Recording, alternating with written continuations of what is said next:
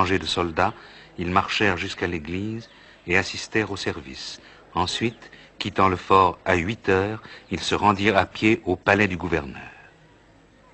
Ainsi, un jour favorable et en grande pompe, accompagné des musiciens et des danseurs, Dupleix prit en charge les rênes du gouvernement.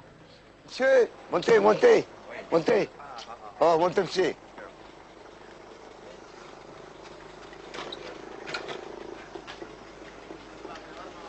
Parlez français, hein? Oui, monsieur. Comment vous appelez-vous? Antoine Samuel. Antoine. Antoine Samuel. Comment vous avez appris le français?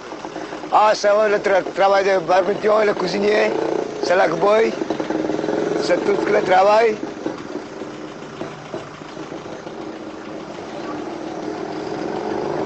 C'est ici à Nantes, hein? Oui, oui, monsieur, c'est beaucoup. Vous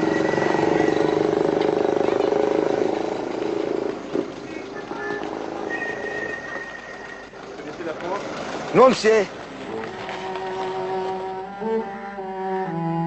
Achetée en 1672 au Raja de Bijapur, cette concession s'augmenta de la ville que créa 2 ans plus tard François Martin, d'où son nom Puducherry, le nouveau village. Pris par les Hollandais en 1693, ce territoire fut rendu en 1697. Il fut assiégé en 1748 par l'anglais Boscawen que repoussa l'énergie de Dupleix. Repris en 1760, restitué en 1763, les Anglais s'en emparèrent de nouveau en 1778 et le rendirent en 1783. En 1793, ils le reprenaient. Le traité d'Amiens l'attribuait aux Français en 1802, mais l'année suivante, l'Angleterre l'occupait une dernière fois. Enfin, depuis 1817, il semble que Pondichéry nous est définitivement acquis.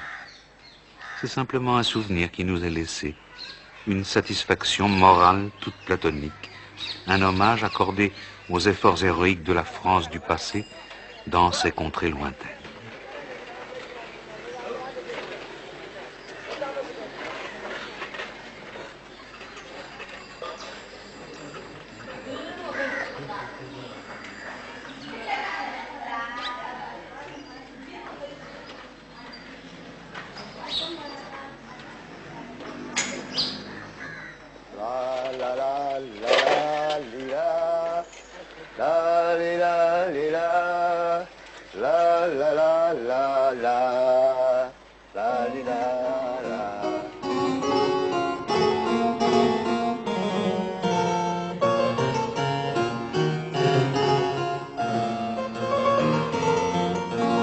Rue d'Orléans, rue Royale, rue de Bussy, ces noms, le grand silence des chaussées désertes, tout cela fait songer bien vite à quelques petites sous-préfectures de France, à l'air vieillot, qui n'auraient point changé depuis 2 ou 3 siècles.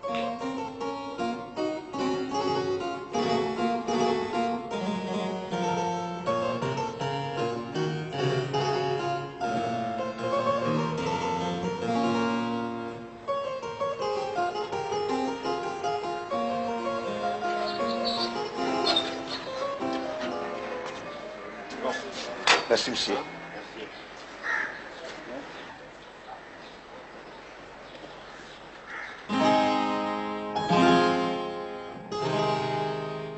Pondichéry, le 8 janvier 1785. Monseigneur, j'ai l'honneur de vous informer que monsieur le marquis de Bussy est mort subitement hier à 10 heures du soir.